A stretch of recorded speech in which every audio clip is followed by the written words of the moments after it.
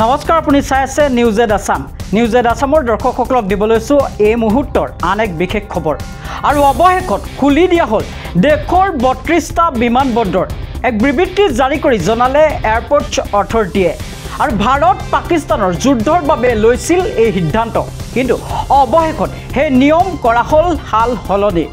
airport authority of ইণ্ডিয়াই ঘোষণা কৰে এই কথা আৰু জাৰি কৰিলে উত্তৰ আৰু পশ্চিম ভাৰতৰ ৩২টাকৈ বিমান বন্দৰ খোলাৰ আমি জনাই গৈছো বিশেষ প্লেটৰ জৰিয়তে আপোনালোকলৈ আগবঢ়াইছো খুলি দিয়া হ'ল ৩২টা বিমান বন্দৰ এয়াৰপোৰ্ট অথৰিটি অফ ইণ্ডিয়াই কৰে ঘোষণা লগতে সংশ্লিষ্ট বিমান চলাচল কৰ্তৃপক্ষ জাৰি কৰে জাননী আৰু জাৰি কৰিলে উত্তৰ আৰু পশ্চিম ভাৰতৰ ৩২টা বিমান বন্দৰ খোলাৰ জাননী আমি জনাই গৈছো এই মুহূৰ্তৰ আন এক গুৰুত্বপূৰ্ণ খবৰ আৰু খুলি দিয়া হ'ল ৩২টা বিমান বন্দৰ আৰু এয়াৰপোৰ্ট অথৰিটি অফ ইণ্ডিয়াই ঘোষণা কৰিলে এই কথা লগতে সংশ্লিষ্ট বিমান চলাচল কৰ্তৃপক্ষই জাৰি কৰে জাননী আৰু জাৰি কৰিলে উত্তৰ আৰু পশ্চিম ভাৰতৰ ৩২টা বিমান বন্দৰ খোলাৰ জাননী আমি জনাই গৈছো এই মুহূৰ্তৰ আন এক গুৰুত্বপূৰ্ণ খবৰ আৰু খুলি দিয়া হৈছে দেশৰ ৩২টা বিমান বন্দৰ আৰু বিবৃতিত জনোৱা ৩২টা বিমান বন্দৰ অসামৰিক বিমানৰ চলাচল ১৫ মে'ৰ পৰা ২৯ তাৰিখ পৰ্যন্ত কিছুদিনৰ বাবে বন্ধ ৰখাৰ নটিচ জাৰি কৰা হৈছিল আৰু এই বিমান বন্দৰসমূহ এতিয়া অসামৰিক বিমান চলাচল কৰিব পাৰিব আৰু যাত্ৰীসকল ফ্লাইট ষ্টেটাছ চেক আৰু নিয়মিত আপডেটৰ বাবে এয়াৰলাইন্সৰ ৱেবছাইটবোৰ পৰ্যবেক্ষণ কৰাৰ পৰামৰ্শ দিয়া হৈছে আৰু চণ্ডীগড় বিমানবন্দৰে জনাইছে ১২ মে' ২০২৫ৰ পৰা পুৱা 10:30 শ্বহীদ ভগত সিং আন্তৰ্জাতিক বিমানবন্দৰত বিমান সেৱা পুনৰ আৰম্ভ কৰা হৈছে আমি জনাই গৈছো এই মুহূৰ্তৰ আন এক খবৰ আৰু খুলি দিয়া হ'ল ৩২টা বিমানবন্দৰ এয়াৰপোৰ্ট অথৰিটি অফ ইণ্ডিয়াই এই কথা ঘোষণা কৰে লগতে সংশ্লিষ্ট বিমান চলাচল কৰ্তৃপক্ষই জাৰি কৰে জাননী আৰু জাৰি কৰিলে উত্তৰ আৰু পশ্চিম ভাৰতৰ ৩২টাকৈ বিমান বন্দৰ খোলাৰ জাননী আৰু শনিবাৰে নতুন দিল্লী আৰু ইছলামাবাদে যুদ্ধ বিৰতি ঘোষণা কৰাৰ পিছতে দেওবাৰে জম্মু কাশ্মীৰ আৰু আন্তৰ্জাতিক সীমান্তত পাৰ হৈছিল শান্তিপূৰ্ণ নিশা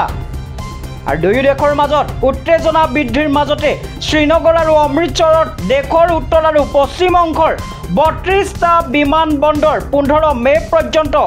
অসামৰিক বিমান চলাচল বন্ধ আছিল আৰু ৯ মে'ত ডিৰেক্টৰেট জেনেৰেল অফ চিভিল এভিয়েন্সে ঘোষণা কৰিছিল আৰু খুলি দিয়া হ'ল ৩২টাকৈ বিমান বন্দৰ খুলি দিয়া হ'ল ৩২টা বিমান বন্দৰ এয়াৰপোৰ্ট অথৰিটি অফ ইণ্ডিয়াই কৰে ঘোষণা লগতে সংশ্লিষ্ট বিমান চলাচল কৰ্তৃপক্ষ জাৰি কৰে জাননী আৰু জাৰি কৰিলে উত্তৰ আৰু পশ্চিম ভাৰতৰ ৩২টা বিমান বন্দৰ খোলাৰ জাননী আমি জনাই গৈছো এই মুহূৰ্তৰ আন এক গুৰুত্বপূৰ্ণ খবৰ আৰু খুলি দিয়া হ'ল ৩২টা বিমান বন্দৰ আৰু এয়াৰপোৰ্ট অথৰিটি অফ ইণ্ডিয়াই ঘোষণা কৰিলে এই কথা লগতে সংশ্লিষ্ট বিমান চলাচল কৰ্তৃপক্ষই জাৰি কৰে জাননী আৰু জাৰি কৰিলে উত্তৰ আৰু পশ্চিম ভাৰতৰ ৩২টা বিমান বন্দৰ খোলাৰ জাননী আমি জনাই গৈছো এই মুহূৰ্তৰ আন এক গুৰুত্বপূৰ্ণ খবৰ আৰু খুলি দিয়া হৈছে দেশৰ ৩২টা বিমান বন্দৰ আৰু বিবৃতিত জনোৱা ৩২টা বিমান বন্দৰ অসামৰিক বিমানৰ চলাচল ১৫ মে'ৰ পৰা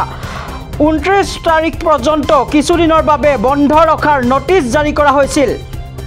আৰু এই বিমান বন্দৰসমূহ এতিয়া অসামৰিক বিমান চলাচল কৰিব পাৰিব আৰু যাত্ৰীসকল ফ্লাইট ষ্টেটাছ চেক আৰু নিয়মিত আপডেটৰ বাবে এয়াৰলাইন্সৰ ৱেবছাইটবোৰ পৰ্যবেক্ষণ কৰাৰ পৰামৰ্শ দিয়া হৈছে আৰু চণ্ডীগড় বিমানবন্দৰে জনাইছে ১২ মে' ২০২৫ৰ পৰা পুৱা 10:30 শ্বহীদ ভগত সিং আন্তৰ্জাতিক বিমানবন্দৰত বিমান সেৱা পুনৰ আৰম্ভ কৰা হৈছে আমি জনাই গৈছো এই মুহূৰ্তৰ আন এক খবৰ আৰু খুলি দিয়া হ'ল ৩২টা বিমান বন্দৰ এয়াৰপোৰ্ট অথৰিটি অফ ইণ্ডিয়াই এই কথা ঘোষণা কৰে লগতে সংশ্লিষ্ট বিমান চলাচল কৰ্তৃপক্ষই জাৰি কৰে জাননী আৰু জাৰি কৰিলে উত্তৰ আৰু পশ্চিম ভাৰতৰ ৩২টাকৈ বিমান বন্দৰ খোলাৰ জাননী আৰু শনিবাৰে নতুন দিল্লী আৰু ইছলামাবাদে যুদ্ধ বিৰতি ঘোষণা কৰাৰ পিছতে দেওবাৰে জম্মু কাশ্মীৰ আৰু আন্তৰ্জাতিক সীমান্তত পাৰ হৈছিল শান্তিপূৰ্ণ নিশা আৰু দুয়ো দেশৰ মাজত উত্তেজনা বৃদ্ধিৰ মাজতে শ্ৰীনগৰ আৰু অমৃতসৰত দেশৰ উত্তৰ আৰু পশ্চিম অংশৰ 32টা বিমানবন্দৰ 15 মে পৰ্যন্ত অসামৰিক বিমান চলাচল বন্ধ আছিল আৰু 9 মে ডিৰেক্টৰেট জেনেৰেল অফ চিভিল এভিয়েন্সে ঘোষণা কৰিছিল আৰু খুলি দিয়া হ'ল 32টাকৈ বিমানবন্দৰ